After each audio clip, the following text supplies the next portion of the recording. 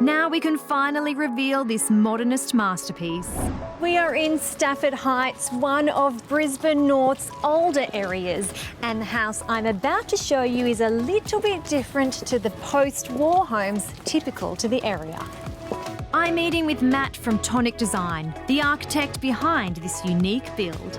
Matt, this is a really sort of interesting facade. You've used quite different materials. Tell me a little bit about the house. I guess I'm a modernist at heart, so designing this house for my family, I really wanted something that reflected a bit of me as well as us, and my wife's a modernist as well. She loves mid-century modern, so the facade kind of reflects a little bit of that styling.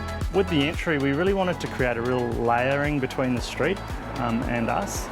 So we've got, a gatehouse and a nice front courtyard leading into this entry space, which works really well because the kids are out in the yard playing and they kind of filter what's going on in the street. Another great feature here are these polycarbonate windows that emit a warm glow from the inside light, inviting you in. The facade and entrance have impressed me already. I can't wait to see inside. Matt takes me through, past the feature staircase, past a well-placed internal courtyard and into the main kitchen and living area. Oh, wow. Here we are. Love the timber ceilings. Thank you, yeah it's plywood, beautiful plywood. Yeah, it just feels so much warmer having a timber ceiling. It's probably a little bit more outlay, isn't it? Yeah, you know what, it actually isn't too much more. Not every home would be able to handle like this type of ceiling, but I feel like it's got to be the right home, and this feels right for this space.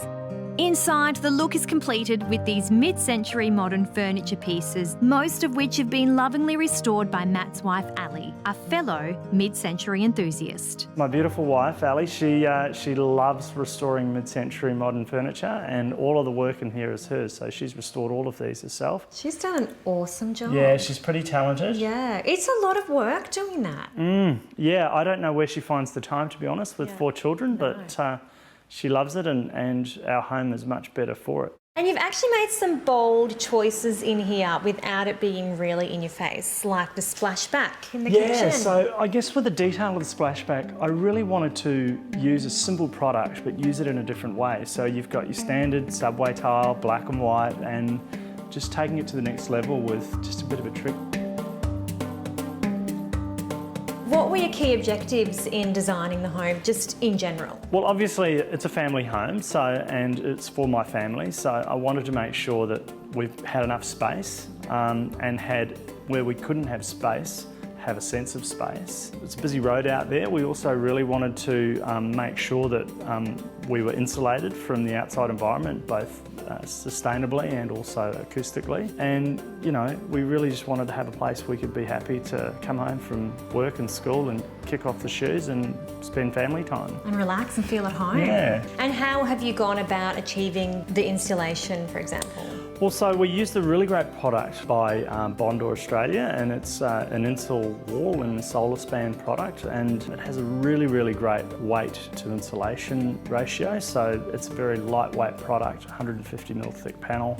There's been some research done by QUT recently, and all the houses that have used Bondor have achieved an 8.5 to a 9-star energy efficiency rating. The ambient temperature, because of the insulation, the ambient temperature in here doesn't fluctuate too much. So in the summer, it stays cooler, and in the winter, it stays warmer. So have you faced any real sort of challenges with this house? One of the main challenges with this place, I guess, was it's a small lot, so 380 square metres, so even smaller than the normal small. It doesn't look small. No, and I guess the way we've overcome that issue is using the outside space, getting a lot of glass and getting those connecting spaces inside to outside, which if you use the yard as part of the space and looking to that, the spaces feel bigger. Look how cool that pool is. It's a water tank, which has been converted into a pool and tiled. Very cool. Yeah. And the decking around it, I think, helps, doesn't it? It does, and look, not having it in ground means that we can limit the amount of balustrade that we need as well. Yeah, so we don't need a pool fence here, so there's a really great interaction between here and the pool.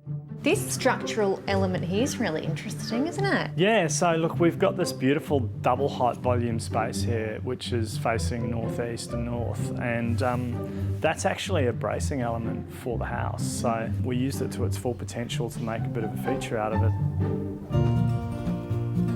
The entry is such a pivotal part of a house. It's always a central place, but you want to be able to be connected to all the other spaces. So being able to look down to it and up from it is really important.